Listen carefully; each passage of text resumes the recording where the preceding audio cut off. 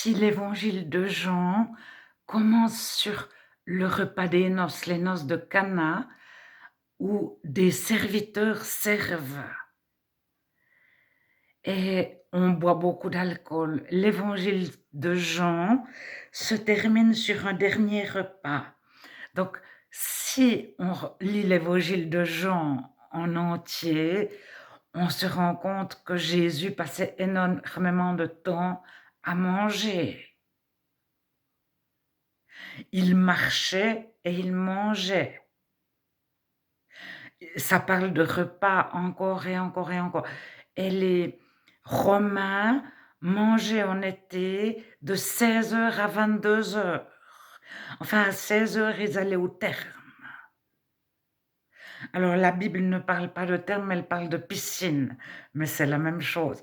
Les Juifs passaient beaucoup de temps à se purifier d'eau des thermes, entre guillemets.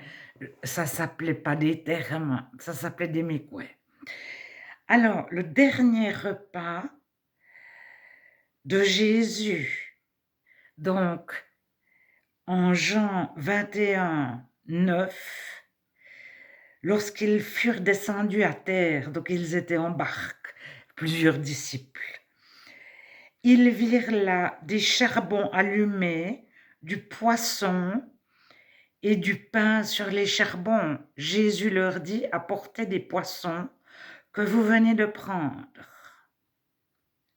Un peu plus loin, Jésus leur dit: venez manger.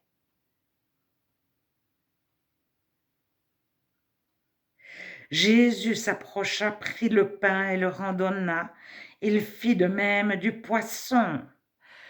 C'était impensable qu'un maître fasse le travail d'un serviteur.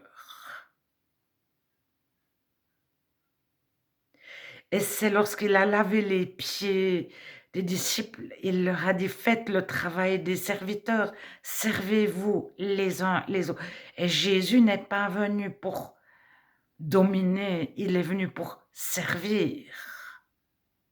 Servir Dieu et servir les chrétiens.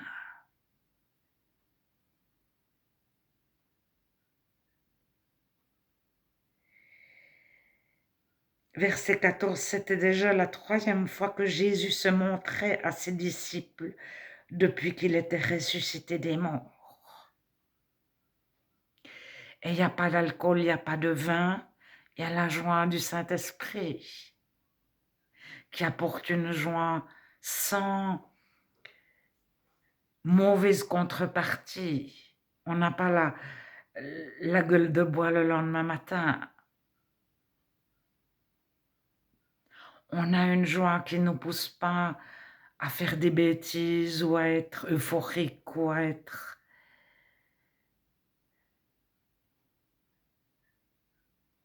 C'est très différent que de boire.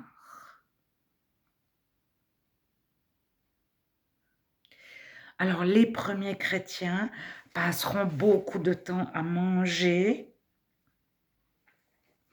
On voit en Acte 2, verset 46, ils étaient chaque jour tous ensemble, assis du automne, ils rompaient le pain dans les maisons et prenaient leur nourriture avec joie et simplicité de cœur, louant Dieu et trouvant grâce auprès de tout le peuple. Donc ils se réunissaient au temple, puis ils allaient dans les maisons. Et rompre le pain, c'est parler de nourriture. Pain, ça peut vouloir dire nourriture. Et tous les repas commençaient par rompre un pain et par en distribuer à chacun. Et ils auront à cœur de distribuer du pain. Les Juifs avaient une notion de la justice, en hébreu tzedaka, c'est-à-dire Dieu, toute la terre, toutes les récoltes appartiennent à Dieu. C'est Dieu qui fait pousser, c'est Dieu qui donne la terre fertile. Et quand on a une grande récolte, comme tout nous vient de Dieu, on partage notre récolte avec tous. C'est la justice que Paul avait apprises en tant que juif et de nombreux premiers chrétiens qui étaient premièrement juifs. Alors, en 1 Corinthiens 10, verset 18, Paul dit, voyez les Israélites selon la chair, donc les Juifs qui pratiquent une religion sans le Saint-Esprit, sans Dieu, ceux qui mangent les victimes, donc les animaux sacrifiés, la viande sacrifiée aux idoles. Je dis que ce qu'on sacrifie, on le sacrifie à des démons et non à Dieu. Donc Paul dit que les sacrifices faits sur l'autel juif se font aux démons et non à Dieu. Puis après, au temple, chacun mangeait la viande qui avait été sacrifiée. C'est-à-dire que les préposés au temple, la tribu des Lévites, se servaient. Puis après, chacun mangeait la viande qui avait été sacrifiée. Et bien, Paul dit que ce n'est pas à Dieu, mais que c'est à des idoles, à des démons. Vous ne pouvez boire la coupe du Seigneur et la coupe des démons. Vous ne pouvez pas participer à la table du Seigneur et à la table des démons. Il faut choisir. Alors, au temple, tout le monde allait manger. C'était les repas communautaires des Juifs. Ils mangeaient tous ensemble au temple, puisqu'ils allaient sacrifier. Le temple, ça servait de boucherie, d'abattoir et de table pour manger. Et ceux qui n'avaient rien apporté, les pauvres, on leur donnait, on partageait avec eux. Alors, les premiers chrétiens, ils continuent d'aller au temple. Alors, verset 26, la terre est au Seigneur et tout ce qu'elle renferme. Si un non-croyant vous invite et que vous alliez manger, mangez de tout ce que le non-croyant vous présentera, sans lui demander si sa viande a été sacrifiée aux démons. Parce que pour Paul, il va plus loin.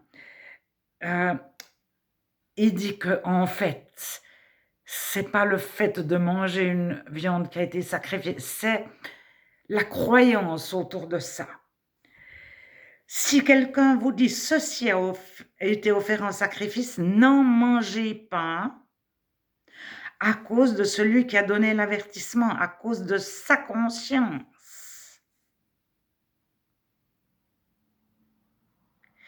Alors, il dit que la terre est au Seigneur et tout ce qu'elle renferme. Donc, l'animal, même s'il y a eu un rituel sur l'animal, il dit que tout est pur pour celui qui est pur. C'est-à-dire l'animal en lui-même, on peut le manger. Mais si les personnes qui invitent à manger des chrétiens disent « cet animal a été sacrifié, il ne faut pas le manger », on ne peut pas mélanger la table des démons et la table du Seigneur.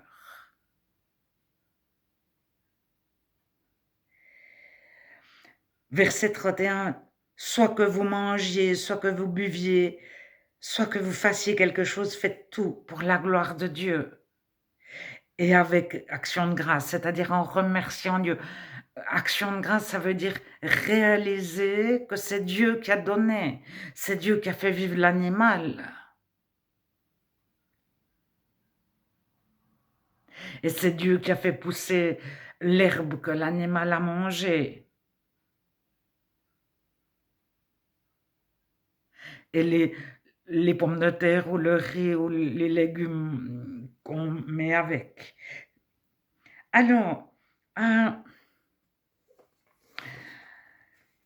chapitre 11, verset 18. Vous vous assemblez, c'est déjà le 17. Vous vous assemblez non pour devenir meilleur, mais pour devenir pire. Verset 20, lorsque vous vous réunissez, ce n'est pas pour manger le repas du Seigneur, car quand on se met à table, chacun commence par prendre son propre repas, et l'un a faim tandis que l'autre est ivre. N'avez-vous pas des maisons pour y boire et manger? Ou méprisez-vous l'Église de Dieu et faites-vous honte à ceux qui n'ont rien? Parce que le but, c'est de nourrir ceux qui n'ont rien. Alors, Jude, on fait une petite parenthèse, dans son épître, donc il n'y a qu'un chapitre, au verset 4, « Il s'est glissé parmi vous certains hommes dont la condamnation est écrite depuis longtemps, des impies qui changent la grâce de notre Dieu en dissolution et qui renient notre seul Maître et Seigneur Jésus-Christ. » Verset 12, « Ce sont des écueils dans vos agapes, faisant impudemment bonne chère, se répétant eux-mêmes. » Alors, les agapes, c'était les repas d'amour. C'est-à-dire, c'était des repas destinés à nourrir les pauvres, comme Jésus a nourri sans cesse les foules qui l'écoutaient. Alors, les premiers chrétiens, ils ont continué de nourrir chacun. Acte 6, ils ont instauré des tables, enfin, elles existaient déjà, mais comme ils nourrissaient les Juifs avant de nourrir les Grecs, c'est là qu'ils ont instauré des personnes pour que chacun soit nourri équitablement. Alors,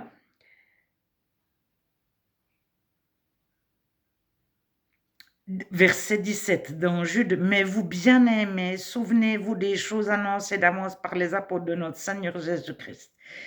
Il vous disait qu'au dernier temps, il y aurait des moqueurs marchant selon leur convoitise impie. Ce sont eux qui provoquent des divisions, hommes sensuels n'ayant pas l'esprit. Ils viennent manger, c'est gratuit, ils se servent. Et alors, on retourne dans 1 Corinthiens 11, verset 33. « Et ainsi, mes frères, lorsque vous vous réunissez pour le repas, attendez-vous les uns les autres. Si quelqu'un a faim, qu'il mange chez lui, afin que vous ne vous réunissiez pas pour attirer un jugement sur vous. Je réglerai les autres choses quand je serai arrivé. » Alors, dans leur repas, ben, il y a de l'alcool puisqu'il y en a qui sont ivres, mais surtout, il y en a qui ont faim et il n'y a plus assez à manger pour eux parce que le but de la table du Seigneur, c'était que chacun mange à sa faim.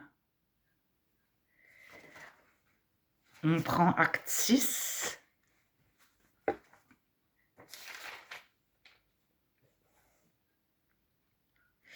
En ce temps-là, le nombre des disciples augmentait. Les hellénistes murmurèrent contre les Hébreux parce que leurs veuves étaient négligées de la distribution qui se faisait chaque jour. Et on voit que c'est pour... Ils servaient aux tables.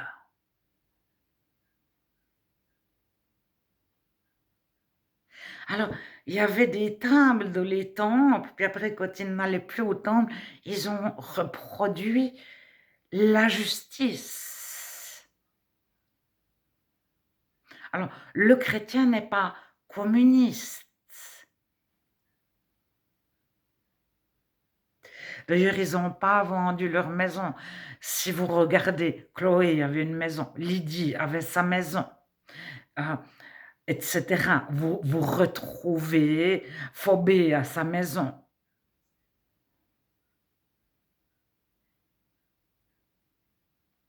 Et vous retrouvez dans les lettres de Paul que plusieurs ont une maison. Alors, on peut même lire Pierre.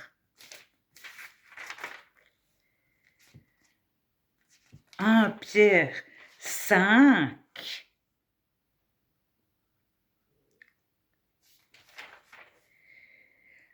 Voici les exhortations que j'adresse aux anciens qui sont parmi vous. Moi, ancien comme eux, paissez le troupeau de Dieu qui est sous votre garde, non pour un gain sordide, mais avec dévouement, non comme dominant sur ceux qui vous sont échus en partage, mais en étant les modèles du troupeau. Vous qui êtes jeunes, soyez soumis aux anciens. Donc Pierre, il définit les jeunes et les anciens. C'est comme si on disait les ados et les adultes. Mais les jeunes, c'est jusqu'à 30 ans.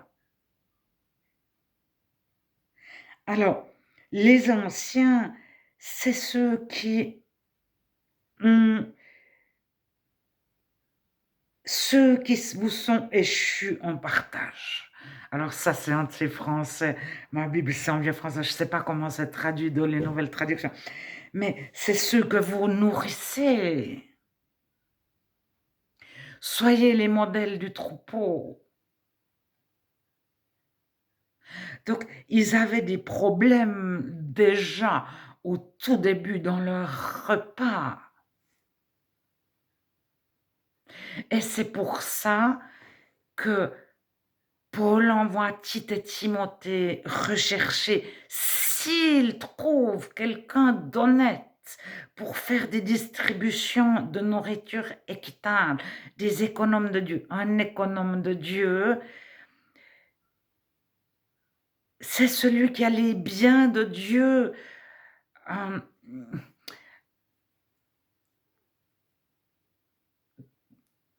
C'est une autre mentalité. Nous, on pense que les biens, enfin nous, certainement plusieurs qui m'écoutent pensent différemment, mais à cette époque, réellement, ils pensaient que tout venait de Dieu. Et un économe de Dieu, c'est celui qui distribue les biens de Dieu avec équité, de façon juste.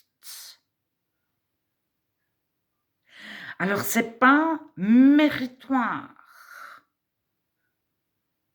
Parce que Jésus n'a jamais nourri quelqu'un en fonction de sa foi ou en fonction de sa vertu ou en fonction de ce que la personne avait fait de bien ou de moins bien. On pourvoit aux besoins de chacun, indépendamment de s'il fait le mal ou pas. D'ailleurs, si vous lisez les paraboles de Jésus sur le repas des noces, le bon et le méchant est invité au repas des noces. Mais après, le méchant, il est transformé de l'intérieur pour devenir injuste. C'est ça le message de Jésus, sa politique. C'est pas d'amener une juste politique, c'est de faire de chacun quelqu'un de juste. Je sais pas si, mais n'importe quelle loi, on peut tricher. Ou bien, même s'il n'y a pas de loi, si personne ne nous voit, on peut faire quelque chose de bien.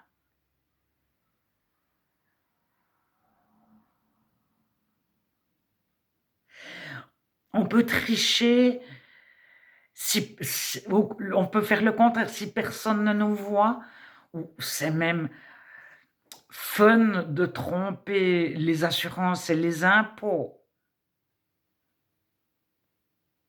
Si on a eu des cambrioleurs, d'ajouter, il y avait encore 100 € qui traînaient sur la table ou 1000 € qui traînaient dans un coin.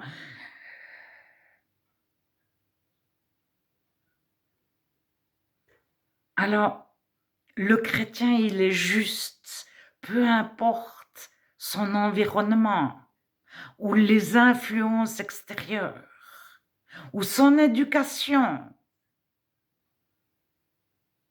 Parce qu'il a les lois de Dieu dans son cœur. Il fait les choses pour et devant Dieu. Et Dieu le conduit. Elle lui montre ce qu'il doit faire. Alors, dans des situations périlleuses, Dieu le conduit sur l'étroit chemin.